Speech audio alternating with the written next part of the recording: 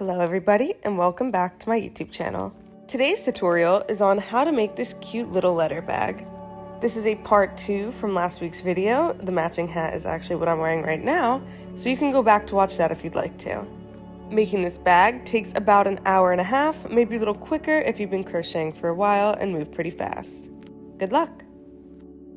The materials you'll need for today's project is weight for white and red yarn, a 4mm hook, a darning needle if you use those to sew in your ends, and some scissors. I also use a tape measure, but that's just really to help me plan the pattern itself. You can use one if you want to follow along exactly the same sizes that I'm making. I do not keep track of exactly how much yarn is used in each project, but it's about a quarter skein of both colors if I were to estimate. Pause and zoom in at any time here to take pictures of the directions. I wrote these specifically to follow the exact same sizes that I use, but throughout the project, if I tell you how to change something, don't follow what I have written here. I'll tell you how to change those to your liking. If you're going to be making everything the exact same size that I do though, follow these directions exactly how they're written. On this right side, I have an in-depth version of how to do the triangle part for the flap of the bag, which we'll talk about later. And down here, I kind of show how you make the dimensions, which I'll explain in a second before we actually start the project itself. Since today's project uses one long panel to actually create the bag itself, over here is where I show what that's going to look like instead of just trying to picture it in your head. The A parts are the actual front and back of the bag, the B parts is the bottom and top, and the C will be the flap that we have later on. So if you look at the little diagram that I'm drawing, I'm going to show you how it would look in 3D with these same pieces labeled as they are in the flap panel. Since a lot of beginner projects usually just have you sewing each piece together, I figured this would help someone new to this method actually understand the dimensions of a bag and how to put them all together when you're just doing it in one giant piece. This not only saves you time and yarn, being you don't have to actually sew anything together, but it also makes your project look really clean without having to have random edges hanging out. Like I said before, both A sections make up the front and back of the bag. Your B sections make up the bottom part and the top part of the bag, which is kind of hard to draw since you can't see the bottom where it is. And the C part makes up the flap that goes in the front. Only thing not listed is the strap, which is something that we'll be making and attaching later on. I'll show you that when we get there. To the left of the panel diagram shows how many rows each panel will be. In the end, it will be 46 rows in this giant panel, and it's 29 chains across. Part 1 is the panel of the bag. Here's where I'm estimating the size of the bag. I know that I want it to be bigger than the 7 or 8 inch mark, so I'll be chaining 30 after I make a slip knot. Slip knot's very simple. Simply wrap it around one finger like so and use the 2 to pull it through. From here, you're just going to carefully count to make 30 chains, pulling the yarn through each loop one at a time. When I line it up, it comes to just around 8 inches, and I know it'll stretch a little bit more, so this is the perfect size. Rows 2 through 7 will be the exact same thing over and over again. You're going to be putting 1 half double crochet into each and every one of these chain stitches. Make sure you skip the last one and insert it into the next available loop. Then you'll yarn over once, push your hook through that chain, pull through, and then pull through again through all 3 remaining loops on the hook. Once you get to the end, make sure that you have 29 half double crochets, then chain 1 afterwards. You'll simply turn your work again and do this again for the next 5 rows, leaving you with 6 rows of red half double crochets. Figured I would quickly show you how to not skip that last stitch. See where it's right next to the knot there? That's your 29th stitch. Make sure that you always have a half double crochet there, and then after this you'll do your chain 1. This is what your project should look like after your first row, and of course, follow the steps until you have a few more of these. For row 8, you need to start with a color switch to your white yarn. Do so, do not chain that extra red row, and instead use the white yarn here to pull it through like so. That makes up for that last chain that you would have done at the end of your red row.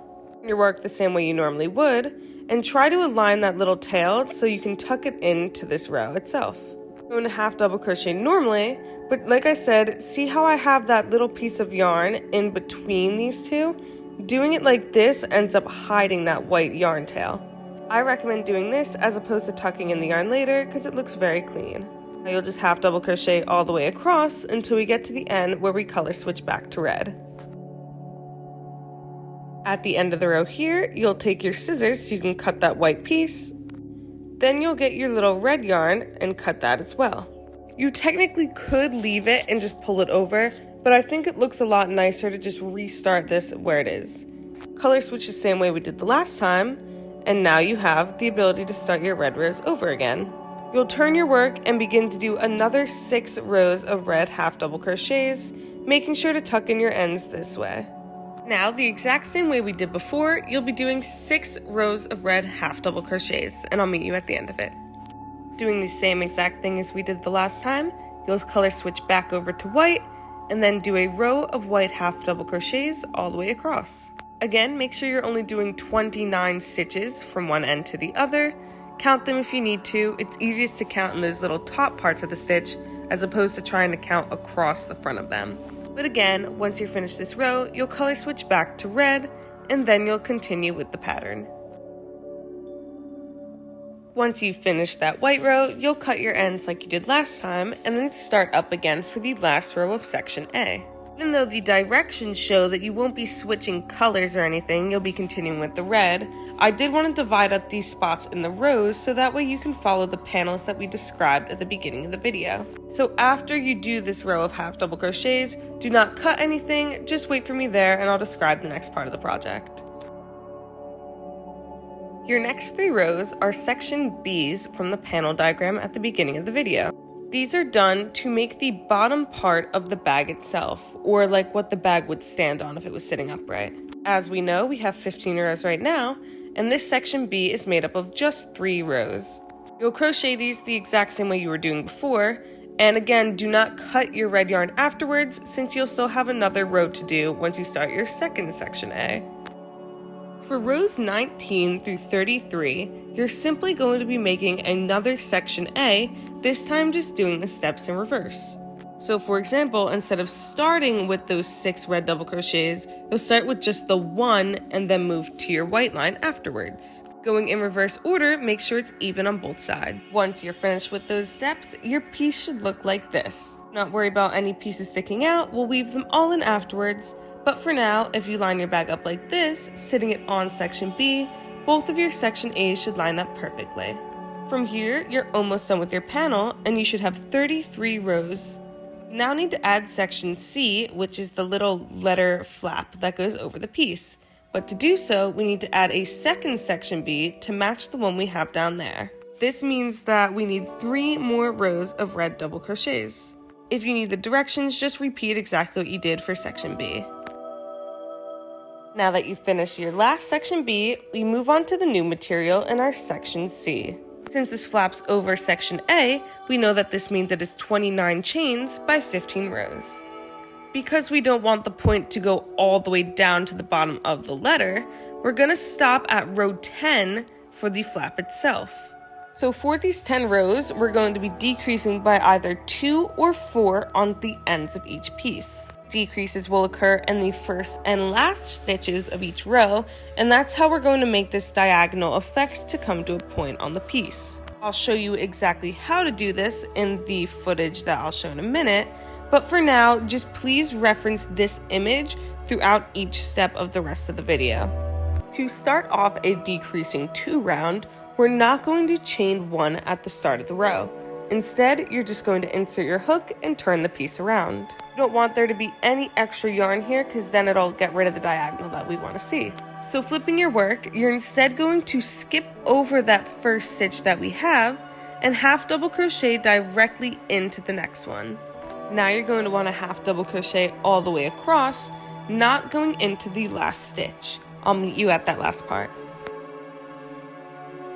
For row 38, you're going to be doing the exact same thing, not chaining 1, and just simply turn your work over again, since this is a decreasing 2 row.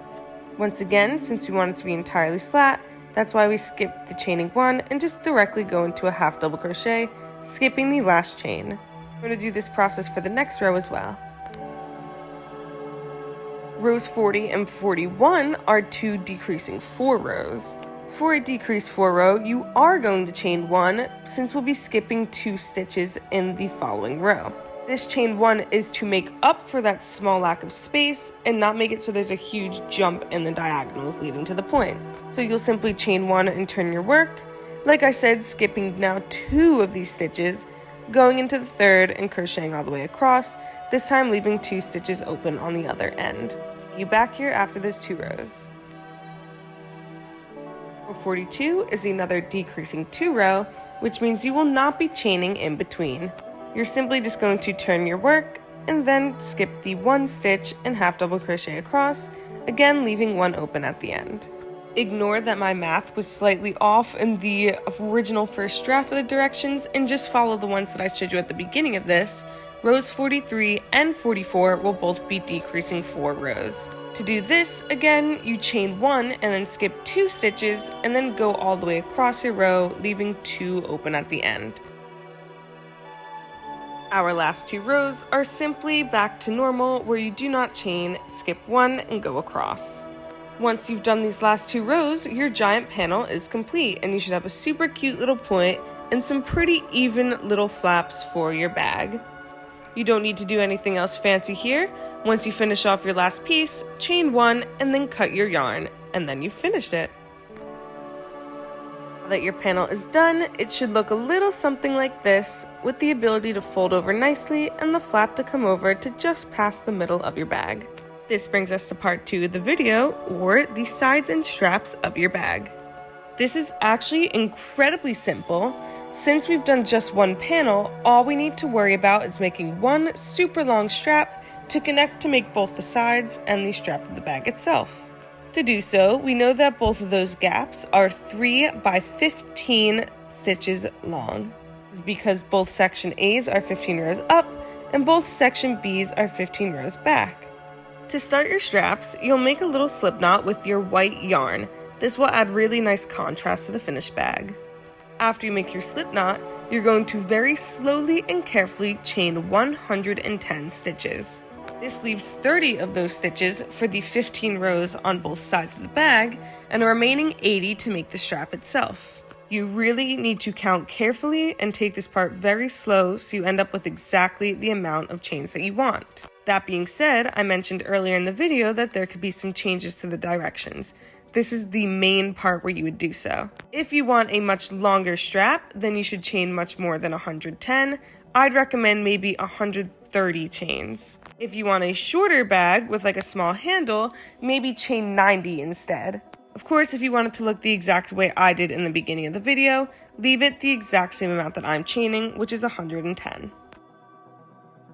Though time consuming, the strap is extremely easy since all you're doing is half double crocheting all the way across. Make sure to skip the first chain that's right there, go into the next one, and then half double crochet all the way down for 109 stitches since you're skipping that first one you made, and then chaining 1 and turning your work. You'll do this for 3 rows and I'll meet you at the end. Once your strap is done, it should look a lot like this, a nice long, maybe 1.5 inch by 2 inch long piece. Your next step is attaching it to the panel itself, which seems a little tricky, but trust me, it is very simple. There are 2 ways to do this. You can use a darning needle to sew it on, the same way you would sew on anything else, but I like to do it this way instead. Start by chaining 1 and cutting your strap to make it so it's totally not connected to the ball of yarn anymore. Now that it looks like this, I want you to make a small slip knot with the white yarn that you have left over. This is how I'll be connecting my bag to the strap. Taking your strap, I need you to now line it up with exactly where you want it to be on the bag. Not line it up this way. Instead, take the ends of your strap and line it up with these section B parts. You need the bottom to be facing the bottom of the bag so that way the strap comes up and around. To do this, you need to identify which side of the straps you want to go into first. I think it's a little bit easier to start on the more defined side and count up 15 chains. Once you reach that 15th chain, you're just going to insert your hook and leave it there for a moment so you can find where on the bag you want to actually insert this. Now go to the top of your panel A, the one that you're going to be showing in the front of your bag, and insert your hook into the very last chain in the corner. Once you've pushed this through both your strap and your bag, you'll attach the slip knot onto it like so. You're now going to be using slip stitches to, rather than sew your bag on, firmly attach it so there's less risk of anything breaking. Since we know there is exactly 15 stitches on this row of the bag, you need to make sure that you are only doing that many. A little hard to tell where each row starts and ends on the red panel, not the strap, that's easy. So just count to make sure you have exactly enough. For example, right now I'd be saying this is my second stitch, pulling it through both of these, and then inserting it again to the third and saying that's my third stitch. If you've made it around to all 15, I will meet you then at the corner. At the corner of your bag, you know that you need to insert 3 stitches into both the bottom of the strap and to the section B of the bag panel. You're going to do this the exact same way you did before, just making sure you count to only have 3 stitches exactly. I'll leave this part of the video slow so you can see, since this part might be a little easier to get lost in. And a little tip is to try and make sure that your hook is going through both 2 loops instead of just one. That'll make sure that your strap is really secured onto the bag. We're making this more secure instead of just sewing with a darning needle, since you might have some heavier things in your bag like your phone, and this now poses less of a risk of anything breaking. Once you've done all 3 stitches, your part of this bottom connection of the bag will be done, and you can start on the other side. Once more, remember this is only 15 stitches, so do not do any more or any less when connecting it together, or the bag will end up lopsided. Once you're done connecting this side, do the exact same process over again on the other side of your bag. Last step is to weave in your ends. You can use a darning needle for this, or you can simply just use your hook. Once again, I prefer to use the hook. I think it just comes out with cleaner edges than the darning needle does. What I do for this is grab both of the pieces that I'm going to insert into a new loop. So for example, I'm just going to shove it right into this one here, pull both through, and do this all the way down until I can't get to any more. If there's any pieces hanging out, I cut them afterwards, but do this to all of your ends to make sure that it looks super nice and clean. Flip your bag inside out and you are done with your project. If there are any ends sticking out from here, just pull them through and reweave them in, but if not, you are totally done with the bag. I really hope you enjoyed today's tutorial, and I really hope that you've made both the hat and bag from this little mini series I've made. Please give me a follow on Instagram and Depop, and do not forget to like and subscribe to my YouTube channel. I make new videos once a week on Tuesday afternoons, and thank you again so much for watching. Bye bye!